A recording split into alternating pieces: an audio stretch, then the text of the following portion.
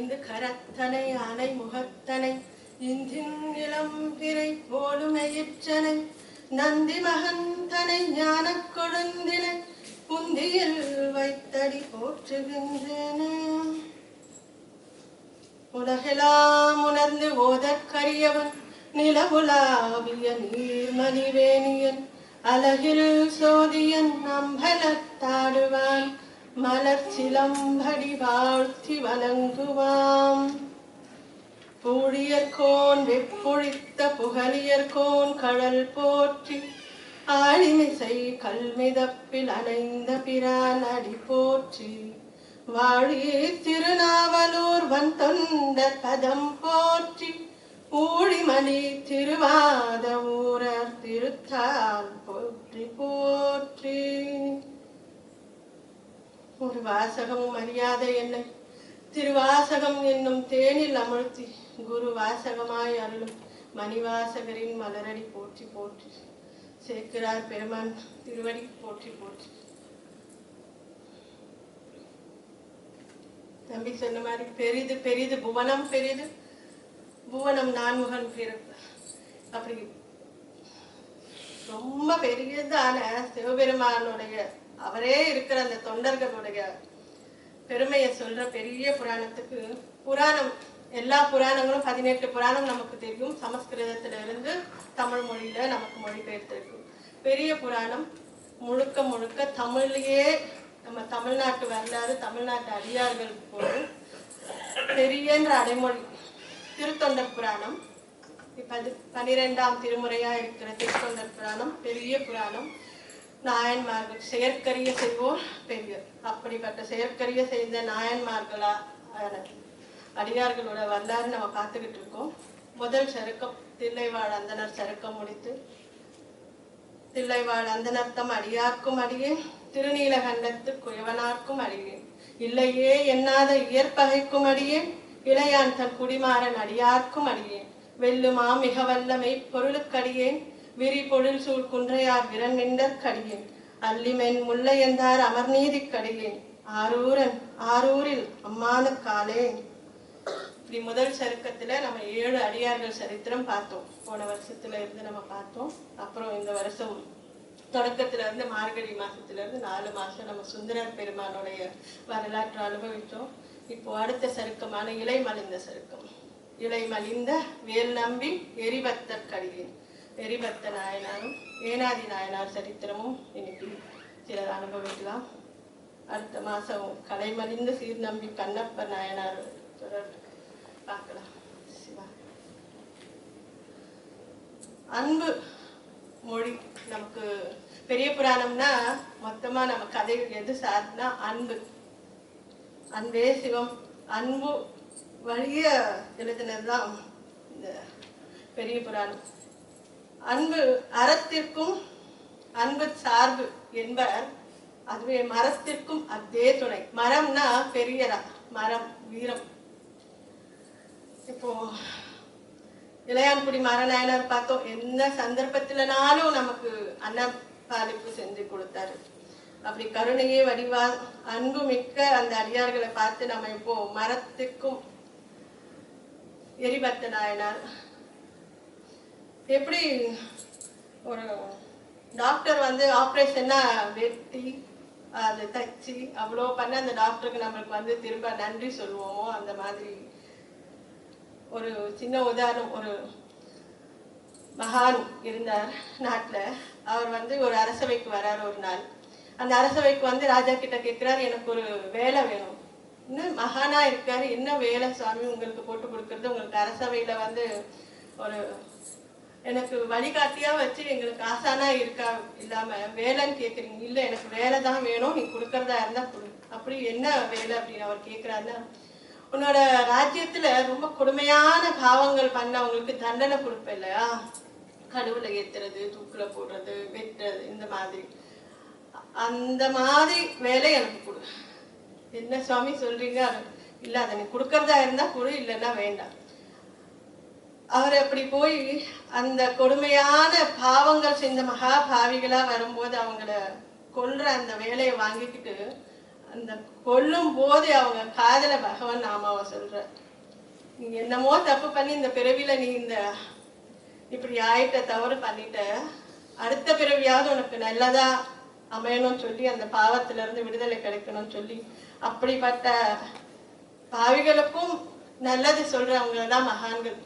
அவனுக்கு நாமத்தை சொல்லி அவங்களோட காரண நோக்கம் என்னன்னு தெரிஞ்சுக்க முக்கியம். அது என்ன காரணத்துக்காக அப்படி அவர் அந்த பணியை எடுத்துக்கிட்டார் அப்படின்னு.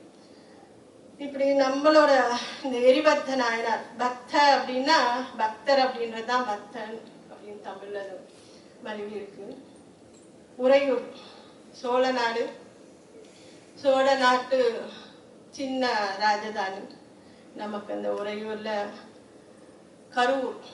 கருவூரும் அவங்களுக்கு ஒரு தலைநகரம். பல சோழ நாட்டுகளுக்கு பல தலைநகரம் இருக்கும். நமக்கு உறையூர், கரூர், தஞ்சை, இப்படி காவிரி பூம்பட்டினம். இது நம்ம நாயனார் பிறந்த ஊர் கரூர். கரூர் இப்ப அழைக்கிறது. அங்க இவர் என்னவா இருக்காருன்னா, யாராவது அடியார்களுக்கு துன்பம் பண்ணா பொறுக்காம அவருக்கு மேல மழு ஆயுதம் வச்சிருப்பார். சிவன் அடியார்களுக்கு யாராவது அபச்சாரம் பண்ணாங்கன்னா அவங்க மேல மறு ஆயுதம் பாயும். நம்ம பார்த்தோம் போன மாசம் நம்ம ஆதித்யா தம்பி பாகவதத்துல எப்படி சுவாமி பெருமானுக்கு அவனுடைய அடியார்கள் மேல, பெருமானை என்னதான் அவங்க சுவாமி மேல நமக்கு அவரை திட்டினாலும் அவர் கண்டுக்கவே மாட்டார். என்ன சொன்னாலும் நீ இருக்கியா இல்லையா கல்லு என்ன சொன்னாலும் அவர் கேட்கவே மாட்டார். ஆனா அவரோட அடியார்களுக்கு துன்பம் வந்தா ஆளா வந்து நிற்பார் சுவாமி. இப்படி நம்ம எரிபத்த நாயனாரும் அடியார்களுக்கு ஏற்படுற துன்பத்தை போக்குற விதமா அவர் இருக்கார். அந்த ஊர்ல சுவாமி பேரு ஆனிலையப்பர், பசுபதிநாதர்.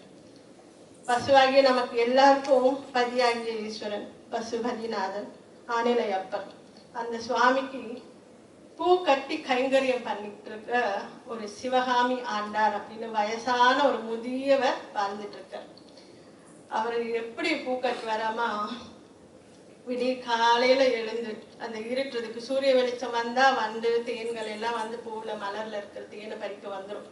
அதனால அந்த விடியாத அந்த இருட்டுல அரை இருட்டுல விடிய காலையில எழுந்து ஸ்நானம் பண்ணி வாயும் கட்டி, வாய் இப்ப நம்ம தும்மல் அது இது இப்ப நம்ம மாஸ்க் போட்டிருக்கோம் இல்லையா, அப்படி எச்சில் விழாம முகத்தை அதை கட்டி, அந்த பூ வந்து மொட்டா இருக்கும் போது பறிக்க கூடாது, மலர்ந்திருக்கு பாதி மலர ஆரம்பிச்சிருக்கணும். மலர்ந்திருக்கிற பூக்களை பறித்து அதை பார்த்து சுவாமிக்கு அடுக்கி நமக்கு பெரியாழ்வாரும் முருகநாயனாரும் பூ கட்டி கைங்கரியம் பண்ணியிருக்கிற அந்த சேவை பண்ணியிருக்காங்க. எப்படி அன்னம் பாலிப்பு எவ்வளவு விசேஷமோ அப்படி பெருமாள்கிட்ட நம்மளோட எண்ணத்தை கொண்டு சேர்க்கறதுல புஷ்ப கைங்கரியம் ரொம்ப முக்கியம். அந்த கைங்கரியம் சிவகாமி ஆண்டான்ற வயசான முதியவர் தள்ளாத காலத்திலயும் அவர் எந்திரிச்சு விடிய கால எந்திரிச்சு எப்படி பூஜை பண்ணணும். திருமந்திரத்துல சொல்வார், புண்ணியம் செய்வார்க்கு பூ உண்டு நீர் உண்டு, அண்ணலும் அது கண் அருள நிற்பார். எண்ணிலி பாவியர்கள் நம் ஈசனை நன்னுவதறியாமல் நழுவுகின்றனர். அவ்வளவு எளிமையான சுவாமி. பூ கொடுத்தா போதும், ஒரு தண்ணீர் நீர், எந்த ஜலம் அந்த ஜலம் இல்லை, எந்த தண்ணீர் கொடுத்தாலும் போதும். இதே திருமந்திரத்துல இன்னொன்னு நமக்கு ஏற்கனவே நம்ம பார்த்தோம். புஷ்பம் பூ கொடுத்தா போதும், இல்ல வெறும் தண்ணி கொடுத்தா போதும். பூ கூட சொல்லல அதுல. அவர் பச்சிலை, ஏதாவது ஒரு பச்சிலை பறிச்சு சுவாமி மேல போட்டா போதும். இந்த வில்வம் துளசி இப்படின்னு கூட சொல்லல. பச்சிலை பறிச்சு போடு, அது ஒரு வழிபாடு, எளிமையான வழிபாடு. ஒரு தண்ணீர் எடுத்து கொண்டு வந்து சுவாமி முன்னாடி வச்சா அது ஒரு வழிபாடு. அதுவும் இல்லையா, ஒரு பசுவுக்கு ஏதாவது ஒரு உயிர்களுக்கு, காக்கா குருவி ஏதாவது ஒரு நாய்க்கு ஏதாவது உயிர்களுக்கு ஏதாவது உணவு விட்டுட்டு நீ சாப்பிடு, அது ஒரு வழிபாடு. அதுவும் முடியாதா, இன்னொரு நல்லா சிரிச்சு பேசு, வர்றவங்களுக்கு பார்த்து அன்பா அந்த பேசுறதே ஒரு வழிபாடு. இப்படி சைவத்துல ரொம்ப எளிமையா நமக்கு நாயன்மார் திருமந்திரத்துல எவ்வளவு எளிமைப்படுத்திருப்பார். அப்படி ஒரு புஷ்ப கைங்கரியம், மேலான புஷ்பம் பறிச்சு கட்டி போடுற அந்த கைங்கரியம் பண்ணிட்டு இருக்கார். அப்போ புரட்டாசி மாசம் மகா நவமிக்கு முதல் நாள், அஷ்டமி அன்னைக்கு எல்லாம் ஊரே கோலாகலமா இருக்கு. பண்டிகை நாள் இல்லையா நமக்கு, புரட்டாசி 9வது நாள். அப்போ சிவகாமி ஆண்டார் அதே மாதிரி பூவை கட்டிட்டு ஒரு கூடை நிறைய பூவை மாலையில தூக்கி அவர் தோல்ல ஒரு கம்பை வச்சு அதுக்கு அந்த கூடையை மாட்டி அவர் கூட்டிட்டு போறார். தள்ளாடி ஒரு கோல் மூண்டி அவர் அந்த காலத்துலயும் அவர் அந்த கைங்கரியம் பண்ணிட்டு போயிட்டு இருக்கும்போது அன்னைக்கு என்ன ஆச்சுன்னா, பட்டத்து யானை, அந்த சோழ நாட்டு ஆண்ட ராஜா புகழ் சோழ மன்னன், அவருடைய பட்டத்து யானை குளிச்சுட்டு அது கோயிலுக்கு போகிறதுக்கு கிளம்பிட்டு இருக்கு. அன்னைக்குன்னு பார்த்து அந்த யானைக்கு மதம் பிடிச்சிருச்சு. மதம் பிடிச்சு அது வேகமா சரிக்கிட்டு போனா, யானை பாகன் மேல 2 பேர் இருக்காங்க, குத்து கோட்டால அந்த யானை வழி பார்க்கறதுக்கு 2 பக்கமும் 2 பின்னாடி ஒருத்தவங்க, 3 பேர், மொத்தமா 5 பேரோட சேர்ந்து அந்த யானை வரும்போது திடீர்னு அந்த யானை வந்து தெரிச்சு ஓட ஆரம்பிச்சது. அப்படின்னு மக்கள் எல்லாம் பதறி அடிச்சுட்டு எல்லா பக்கமும் ஓடுறாங்க. நம்ம சிவகாமி ஆண்டாரால வேகமா போக முடியல. அந்த யானை அது வேகமா ஓடி இருந்தாலும் பரவாயில்ல, அவருடைய பூக்குடலை பிடிச்சி தள்ளி விட்டு அவரையும் தள்ளி விட்டு நல்லவேளை அதோட தள்ளி விட்டு போச்சு. அந்த பூ எல்லாம் கீழே சிந்துடுச்சு, தரையெல்லாம் பூ சிந்துட்டு அவராலையும் ஒரு திடீர் அந்த இதனால சிவகாமி ஆண்டாரும் கீழே விழுந்துட்டார். விழுந்து சுவாமிக்கு வச்சிருந்த புஷ்பம் எல்லாம் இப்படி தரையில சிந்துடுச்சு. சிவதா இப்படி பெருமாள் வரதான்னு கூப்பிடுற மாதிரி சிவகாமி ஆண்டார் சிவதா சிவதா அப்படின்னு அந்த ஓலம் ரொம்ப உருக்கமா இருக்கும். எங்களால இயலாதவர்களுக்கு நீதானே சுவாமி. அன்னைக்கு யானையோட தோல் உரிய போர்த்துக்கிட்ட பெருமான் ஆச்சு. இந்த யானை என்னோட பூவை இப்படி சிந்திடுச்சு. தார்காவனத்து ரிஷிகள் ரொம்ப படிச்சவங்க, அவங்களுக்கு ரொம்ப படிச்சதுனால தான் எல்லாமே அப்படின்ற தானம். ரொம்ப படிச்சாலும் அவங்களுக்கு எந்த சுவாமி எதுவும் தெரியாது. தார்காவனத்து முனிகள் ஒரு ரிஷிகள் ஒரு சமயம் ஆணவத்தினால வந்தப்போ, அவங்களுடைய ஆணவத்தை அடிக்க சுவாமி பிச்சாடனாரா வந்தப்போ அவங்க வேள்வி வளர்த்து பல விதமான பொருட்கள் அந்த வேள்வியில இருந்து வந்தது. புலி வந்துச்சு, புளிய கொண்டு அந்த ஆடை அணிஞ்சிட்டார். யானையை விட்டாங்க, நல்லா கரிய அந்த யானை. அந்த யானை உள்ள போயிட்டார் சுவாமி. அதை விழுங்க அளவு பண்ணிட்டு உள்ள வந்து பிரிச்சுக்கிட்டு வெளில வந்து உலோகமே இருந்துச்சு. இப்படி பல அஷ்ட வீரத்தான ஸ்தலங்கள்ல சுவாமி பண்ண அவருக்கும் கோபம் வரும். எல்லாம் அன்பே சிவமான எங்க சுவாமிக்கும் 8 வீரத்தான ஸ்தலங்கள்லையும் மார்க்கண்டையனுக்காக நமக்கு யமனை உதைச்சதா இருக்கட்டும், அப்புறம் காமனை எரித்ததா இருக்கட்டும், ஜலந்திரனை அடிச்சதா இருக்கட்டும், இப்படி கரிமுறைய உரிச்சதா இருக்கட்டும், இப்படி பல திருவிளையாடல்கள் சுவாமி வீரஸ்தான ஸ்தலத்துல 8 வீரஸ்தானம் சுவாமி பண்ணியிருக்கார். அந்த யானையை நீ அப்போ உரிச்ச இல்லையா சுவாமி? தார்காவனத்து ரிஷிகள் அனுப்பிச்சப்போ இந்த யானை இப்படி பண்ணிடுச்சு. அவரால் ஆற்றாமையில தரையை பிடிச்சி அடிக்கிறார். ஐயோ அடிச்சார். பூவெல்லாம் சிந்தினதை பார்த்து கண்ணீர் விழுத்து ஆற்றாமையில ரொம்ப கஷ்டமா போயிடுச்சு அவருக்கு. அலறார்.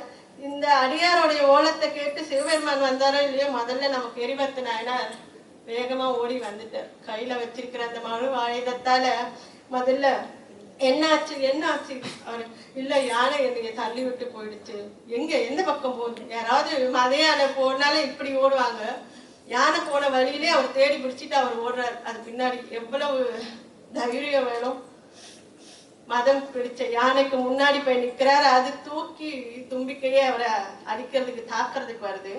அந்த மழு ஆயுதத்தால ஓங்கி ஒரே வெட்டால தும்பிக்கை 2ஆ வளர்ந்து அந்த யானை விழுந்துச்சு.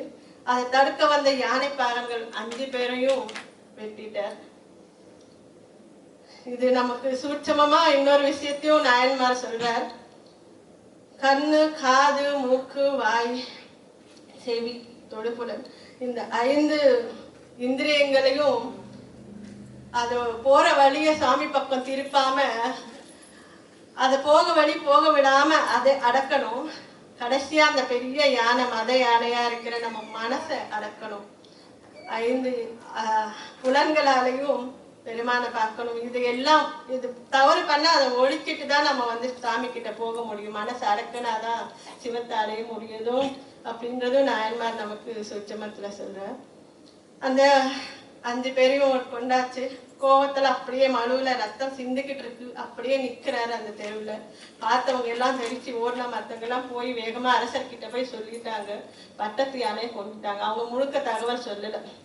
யாரோ ஒருத்தர் வந்தார், பட்டத்து யானையை கொண்டுட்டாருன்னா எதிரியா தான் இருக்கணும், எதிரிகள் யாரோ புகுந்துட்டாங்க உள்ளன்னு சொல்லி ராஜா சேனையெல்லாம் கிளப்பிட்டு வர்றார். அந்த சேனைகளோட அவர் பார்த்தா யாரையும் காணும். எதிரி நாட்டு சேனை இல்ல, பெரிய வீரர்கள் எதிர்க்கிற மாதிரி ஒன்றும் தெரியல. ஒரே ஒருத்தர் அவர் நிற்கிறார் மழுவுல. அவரையும் பார்த்தா சிவன் அடியாரா இருக்கார். இந்த மன்னன் குதிரையில இருந்து இந்த சேனையெல்லாம் கொஞ்சம் தூரத்திலே தள்ளி நில்லுங்கன்னு சொல்லிட்டு அவர் மட்டும் இறங்கி குதிரையில இருந்து நடந்து வரார் அடியார் பக்கத்துல. அவர் சுவாமி, உங்களை பார்த்தா சிவனடியார் மாதிரி இருக்கு, உங்களுக்கு என்ன நேர்ந்தது?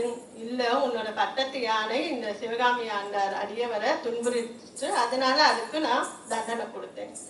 உன்னுடைய தேவர்கள் தடுக்க வந்தாங்க, அவங்களுக்கும் தண்டனை கொடுத்தேன். பணிவா புகழ்சோழர் கேட்கிறார், இது போதுமா உங்களுக்கு? இப்ப நீங்க கொடுத்த இந்த தண்டனை போதுமா? அதுக்கெல்லாம் நான் தானே தலைவன். இப்ப என்னையும் நீங்க கொண்டாதான் அது சரி வரும். பாருங்க எப்படி இருந்திருக்காங்க, ஒருத்தருக்கு மாத்தி ஒருத்தவங்க. என்னையும் நீங்க உங்களுடைய மங்கள மழுவால நீங்க வச்சிருக்கிற அந்த மழு மங்கள மழு, அதால என்னை கொல்ல வேண்டாம். என்கிட்ட இருக்கிற உடை வாழ உருவி நின்று அது கொடுக்கிறார் அவர். இதால என்னை கொண்டு இந்த தீங்குக்கு நானும் தான் காரணம், இந்த அடியாருக்கு ஏற்பட்ட தீங்குக்கு நானும் காரணம், அதனால என்னை கொல்லணும்னு சொல்லி அவர் குனிஞ்சு வாழ அவர் கையில நீட்டி, அவர் நீட்டினா இவர் வாங்கணுமா வாங்க கூடாதா? நம்ம நாயனார் வாங்குறார். ஏன்னா அவர் இருந்த வேகத்துல அந்த ராஜா அவர் தன்னையே வெட்டிட்டு இருப்பாரு. அப்படி ஒரு பக்தரா இருக்கிறார் அறிஞர்கள். அதனால நாயன்மார் வாங்கிட்டார். இல்ல சுவாமி, இவ்வளவு நல்ல ஒரு ராஜாவா இருக்க நீங்க, நீதிமானா இருக்கிற நீங்க, உங்களை மாற்றிக்க கூடாது. உங்களுடைய வழிகாட்டுதல் இந்த நாட்டுக்கு தேவை. அதனால நான் தான் தப்பு பண்ணிட்டேன்னு சொல்லி இவரு தன்னை, உன்னுடைய பட்டத்து யானையும் உன்னுடைய அடியார்களையும் நான் கொண்டுட்டேன்னு சொல்லிட்டு சேனாதிபதிகள் இவங்க சேவகர்களையும் அவர் வெட்டிக்க போனார். அப்படி மாறி மாறி அவங்களோட அன்பு மிகுதியில பரிமாற்றத்துல அசரீரியா சுவாமி அசரீரியா ஒழிச்சு எல்லாருக்கும் கேட்கும்படி உங்க 2 பேரோட பக்தி வெளிக்கு தெரியணும், எல்லாருக்கும் தெரியணுன்றதுக்காக தான் அந்த யானையா வந்தது. நானு இப்போ யானையும் உயிர்ப்பித்து எழுந்தார், 5 பாகன்களும் எழுந்தாச்சு. அந்த பூக்கள் எல்லாம் அப்படி அவர் பறிச்சுட்டு வந்தாரோ அப்படி ஃப்ரெஷ்ஷா திரும்ப கூடையில முன்ன இருந்ததை விட நிறைய பூ.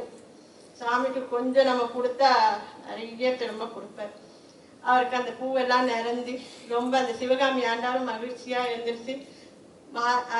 எரிபத்த நாயனார் புகழ் சோழரை வணங்கு, புகழ் சோழர் எரிபத்தரை வணங்கி 2 பேருமா சேர்ந்து ஆணில போய் பார்த்து அதுக்கப்புறம் பலகாலம் வாழ்ந்து எரிபத்தர் சிவபெருமானுடைய கணங்களுக்கு தலைவரா நியமிக்கப்பட்டார் அவரு கைலையில.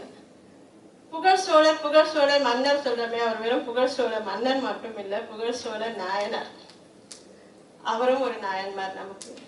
இப்படி எரிபத்தருடைய இந்த வரலாறு முடிஞ்சதுக்கு அப்புறம் பலகாலம் அவர் ஆட்சி நல்லபடியா செஞ்சிட்டு இருக்கார். இந்த சம்பவத்துக்கு அப்புறம் புகழ் சோழர் ஒரு நாள் கப்பம் எல்லாம் கட்டுறதுக்கு வரி வாங்குறதுக்காக போவாங்க இல்லையா சிற்றரசர்கள் கிட்ட. அப்படி யாரெல்லாம் கட்டுனாங்க, யார் இன்னும் தரல அப்படின்னு பார்க்கும்போது ஒரு கொங்கு மண்டலம், சின்ன சின்ன மண்டலமா இருக்கிற எல்லாருமே கொடுத்துட்டாங்க. யாரோ ஒரு நாட்டு மன்னன் மட்டும் கொடுக்கலன்னு சொல்லி சேனாதிபதியும் அமைச்சர்களும் சொல்றாங்க.